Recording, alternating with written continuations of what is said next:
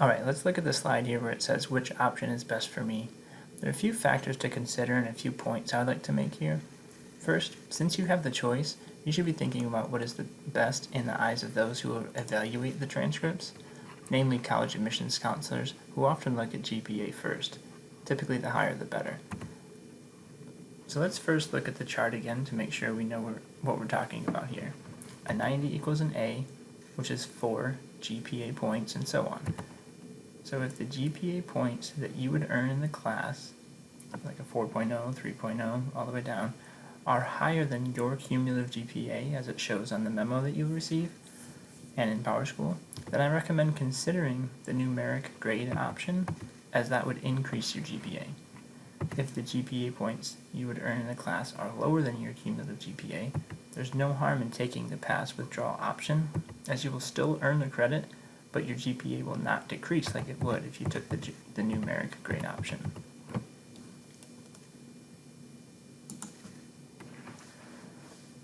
So here it says the better of the two. So next, as you consider which option is best for you for each class, remember that within the numeric grade option, you will get the better of your Q3 grade or the average of your Q3 and Q4 grades.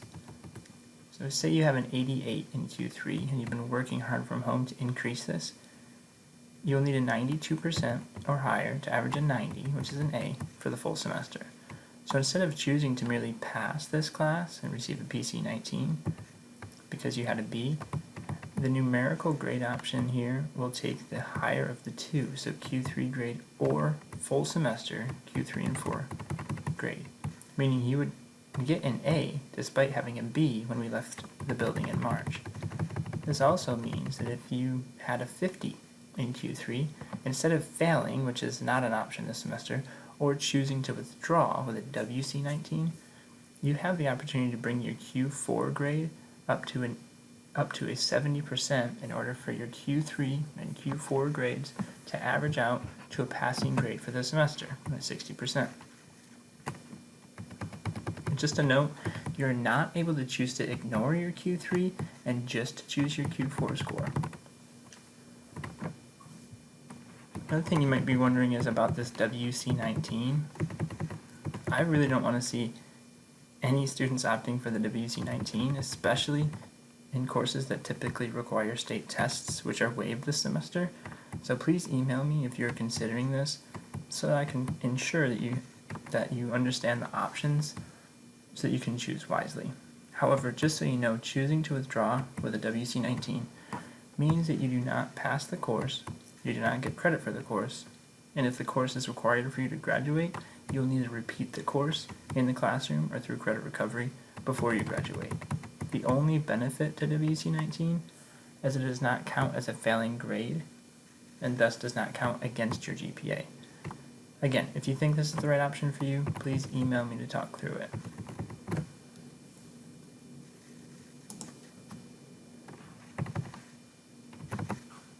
Alright, and looking here at the first slide, we sympathize with the hardships that exist out there. We know that this is not ideal.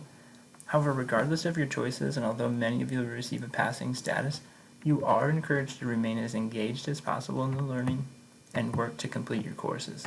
Although your grade is not able to dip lower than it was on March 13th, with the way that most courses and semesters are set up, it is likely that the knowledge and mastery gained from your current courses will assist you next semester and beyond. We do not want this learning gap to be present, so we recommend you continue to engage and learn in all of your courses as best as you're able.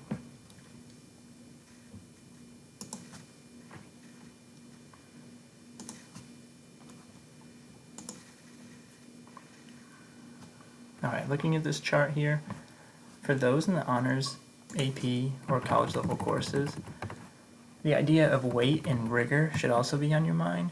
As you likely know, a numerical grade in an honors class earns you an additional 0.5 quality points. A numerical grade in an AP or college level course earns you an additional 1.0 quality points, as you can see here on the chart. For this reason, most of you in honors, AP, and college level courses will want to consider the numeric grade option because choosing a PC-19 grade instead of a numerical grade would result in you not earning the extra weight that comes with the more rigorous courses. For the student in Honors English who earns a numeric grade, instead of earning a 4.0, you actually earn a 4.5, which is how you see weighted GPAs end up above a 4.0 average. So again, most of you will likely want to consider the numeric grade.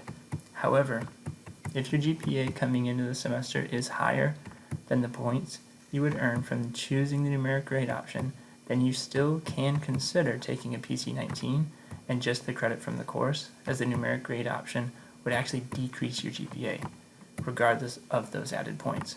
So, for example, 4.0 student takes an honors class, but has been having a tough time this semester, has a 70 Q3, does not see it being practical for them to raise this to a 90 before the end of the semester. The 70 equates to a 2.0, so even adding 0.5 to that means you would have earned a 2.5 points. Since this 2.5 is lower than their 4.0 GPA, I would want the student to consider the PC-19 option, which gains them the credit without decreasing their GPA. For those looking at staying competitive in college, or for college, this next point is for you. You may be scared to take the pass withdraw option because of what the colleges may think down the road. Rest assured, in all the discussions we and others have had with NCDPI and the colleges, they all expect to find some PC-19s on report cards within the next few years and have voiced that they will understand and attempt to hold all harmless regarding the results of your grades due to the pandemic. So while they expect you to be ready for college, they will make admission decisions with this understanding. This means that you are safe to consider a PC-19 if you think it is more practical at this point, without the threat of the colleges faulting you for doing so later. If you hung with me this long, thank you for your attention. Please feel free to email me to walk through any scenarios you'd like with this.